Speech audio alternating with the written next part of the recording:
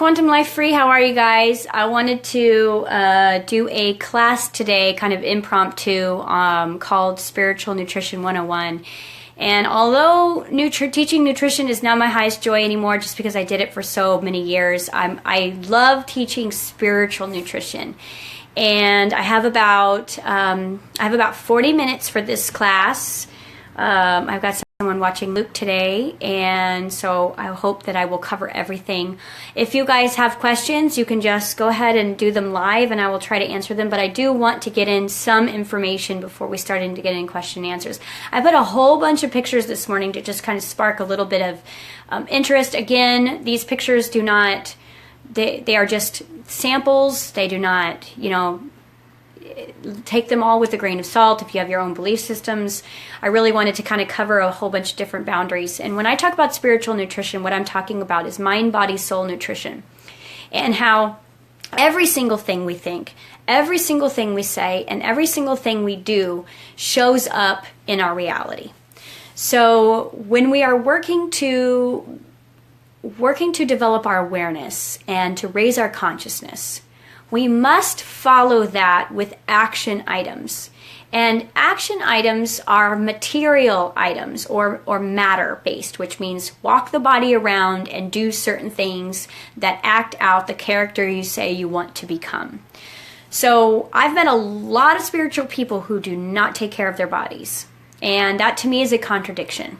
Because your body is your spiritual, multidimensional phone unit, magnetic force of nature that helps you create your reality. So your electromagnetic energy. And so what actually helps your electromagnetic field be at its optimum level? And I'm going to tell you that it is obviously minerals. So minerals, micronutrition, macronutrition. I'm not going to get into tons of science today, but I'm going to give you like a fourth grade understanding of why your bodies need to eat good food. So, and I know it's one of the hardest things that we deal with to change the diet. A lot of us change our diets because we've had to, or someone in our families had to, but to change your diet because you are ready to go further on your consciousness awareness journey takes a lot of willpower in the beginning, because the way you eat is directly related to your wounding. Okay, and so we're not eating for mindfulness, we're eating for some conditional reason. So what I want to do is I want to explain to you first and foremost, energetically, in order to create your reality, you have to be at a place where your body is working. Now, what does your body need to work? Okay, well, do you think plants would grow without sun and water? You would say no. But how many of you guys are literally giving yourselves enough hydration to allow yourselves to grow and heal? Think about it. You're 70% water, okay? And if you're 70% water and you know that your temperature is about 98.6, then you are burning off a lot of water all day long. And so when people say, oh, you need to drink 8 glasses of water a day, they're not telling you to drink 8 glasses of water a day to heal. They're saying that's what you're losing. That's what you're burning, because you're an electrical circuit board. You're electric. You are magnetic. You are burning through, you're creating steam with the water that is inside of your organs all day long. Now, a lot of people are like, oh, I can't drink water. So I do want to spend a couple minutes on water, because water is probably, to me, one of the, if you just changed one thing about your life, it would be water, okay? How much water is not as necessarily as the quality of your water. And I'm going to speak for the United States. I don't know how it is on the rest of the planet. Maybe anybody who's out of the United States can put their little 2 cents in. But in the United States, we have a lot of issues with clean water. We have a lot of issues with pure water. And when I say pure water, I mean water that has natural minerals in it. I mean water that has not been stripped of its natural minerals and natural abundant healing nature, which is what that is. It is like, it's from the earth, Okay, I mean, like spring water, reverse osmosis water, occasionally distilled water. These are the things that I recommend, or frequency charged waters of some sort, like magnetically charged waters. These are all really, really great sources of water for your body every day, which means that your body is actually going to absorb this type of water instead of reject this type of water. Now, what kind of water would our body reject? Poisonous water. What are poisonous waters? Tap water, water that's been stripped of all of its natural essences, and water that has contamination in it. So I'll just give you a little backstory of, okay, awesome, Erin. Her Berkeley filter works great for her family of 5. Yeah, there's some great systems out there. But let me tell you a little bit story about our tap water here in the United States. We have such a limited resources in cleaning our water that what is actually purified from our water is like basic, urination and defecation. That's like what is basically taken from our water. What's left in our water is pharmaceuticals. What's left in our water is toxins from the air, from metals, from rusts, from the toxic ground itself, and then they put fluoride in the water, and they say they put the fluoride in the water so that we are healthier. Well, I'll tell you a secret. Fluoride is what they put in the water in the concentration camps to keep the brain basically able to conform to the masses. A brain that is very highly toxic with fluoride is very, very hypnotizable. Okay? And it's not even that great for your teeth, trust me. It talks your pineal gland, which is your activation unit that speaks to source energy through your crown chakra. And when you're drinking this type of water, we look at so many epidemics in this country. Infertility, depression, anxiety, low libido, low motivation, laziness. Well, think about it. If 33% of the tap water that you're drinking has birth control in it, and Xanax, and God knows what else, then you're going to be sedative. So it's sedative creating water, which means that you're not getting hydration. You're becoming a drug addict through drinking tap water. You're becoming infertile because you're drinking 33% birth control, which is why men are having an overabundance of estrogen in their body in the last 15 years as they've been tested. And it is just this entire very subtle epidemic of them saying, well, it costs too much money to filter out the pharmaceuticals. Well, why are the pharmaceuticals in the water? It's because urination. I mean, we're basically filtering out all the urination, but we're leaving the toxic residue of the pharmaceuticals in the water. And so that will throw your body out of alignment very quickly. Also, what does a toxin do to your body? Think about it.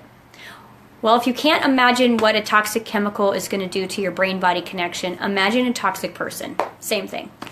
Imagine when you walk into a room and there's someone who's really, really toxic.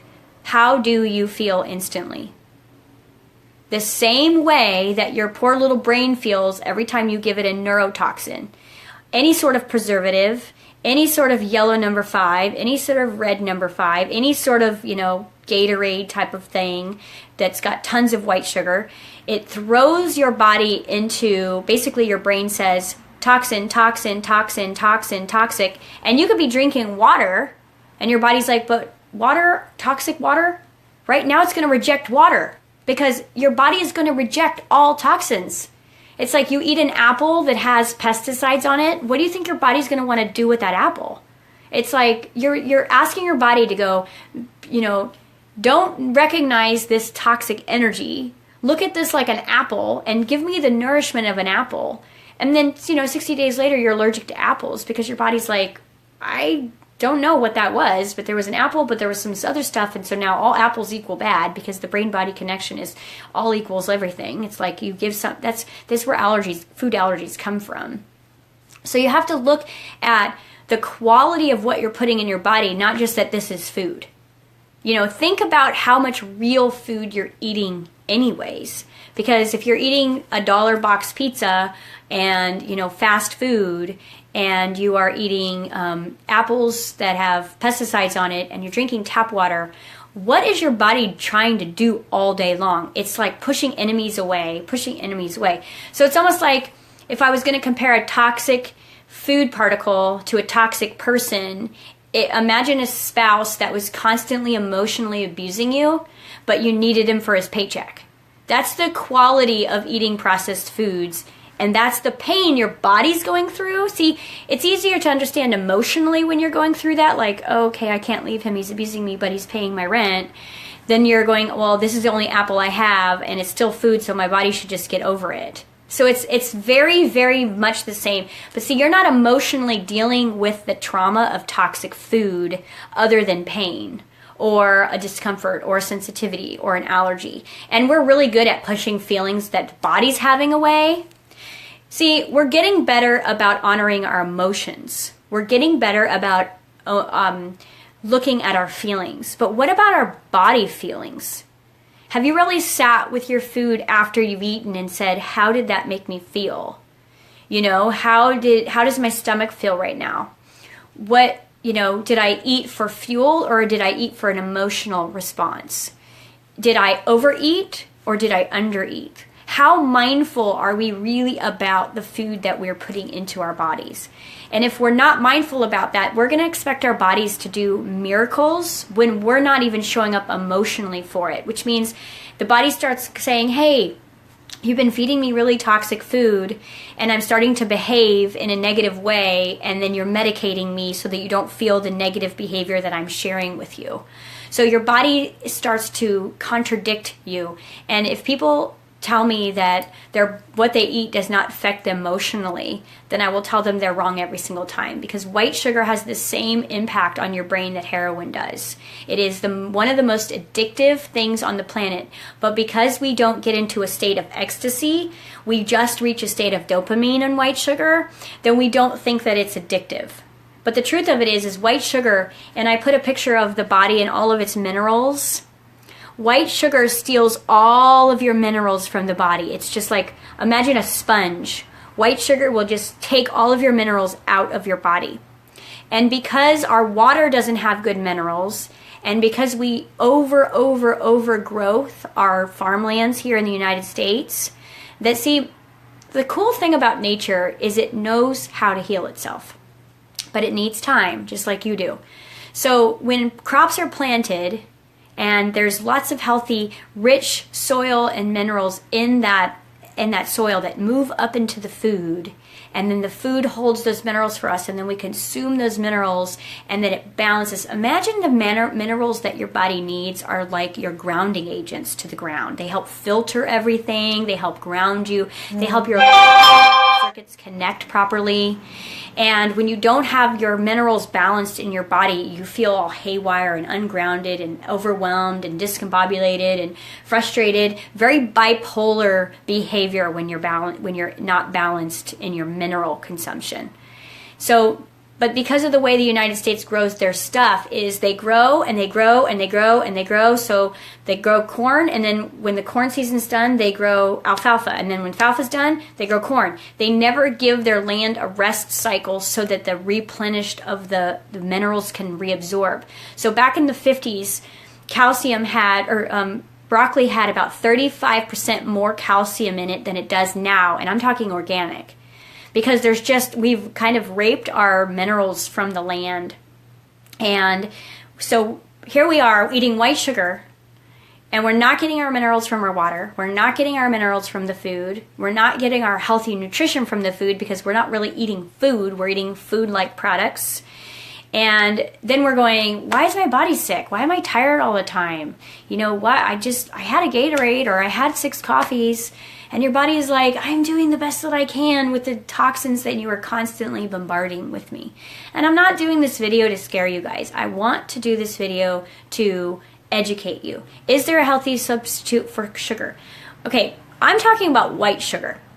Okay, white sugar is corn or cane sugar that has been bleached out so that it is a white color, and preservatives have added for freshness. That's what I'm talking about, white sugar. I don't personally think sugar in its true, natural, organic form is harmful for you.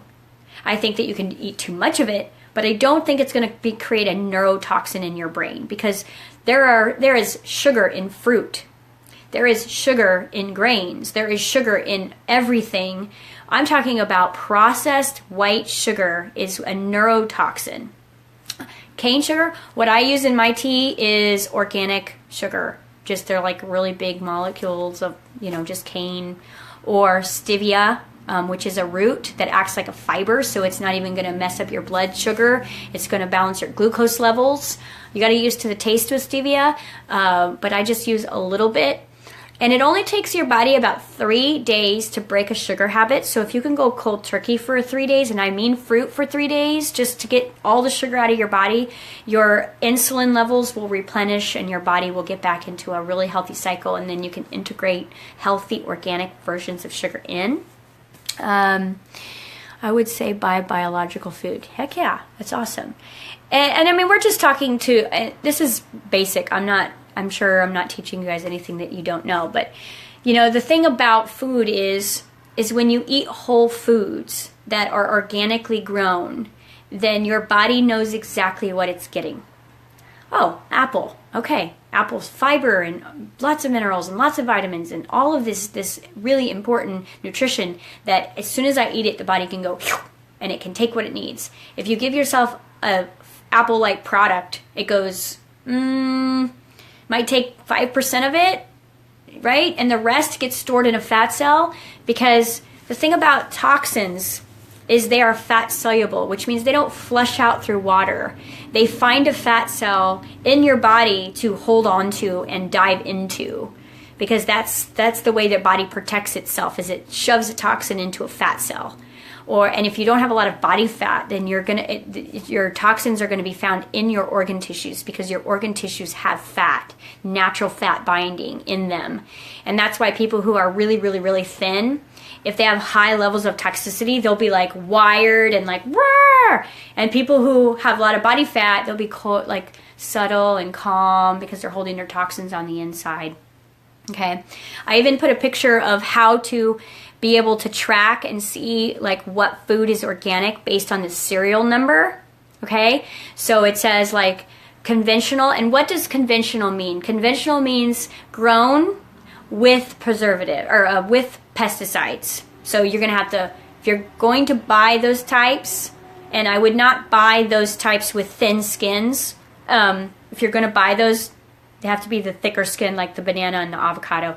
Don't get grapes that are conventional. Go with the organics. There's like, and I'm sure even Erin could probably post this. There's like your organic 10 list of like, make sure that you're getting these types of fruits organic. Obviously, if you can get organic of everything, do your best. But when I was first starting my journey and I had 6 kids, it was kind of like I had to pick my battles with organic food.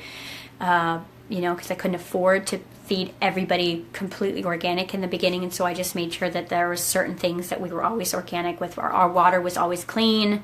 Our grapes were always organic. Our strawberries were always organic. Our apples were always organic, things like that. So again, it's about picking your battles. You don't ever have to be perfect. Your body is not perfect. Yeah, look up the Dirty Dozen. Your body does not have to be perfect to be healthy. You don't have to be the perfect eater. You don't have to be the cleanest eater in the world to be healthy. What I'm talking about today is I'm talking about food to support your spiritual journey. Food to support your energetic, magnetic, manifestational body. Okay? Which means that what you put in is what you get out. This is the rule of cause and effect. If you're going to put in trash, you're going to get trash.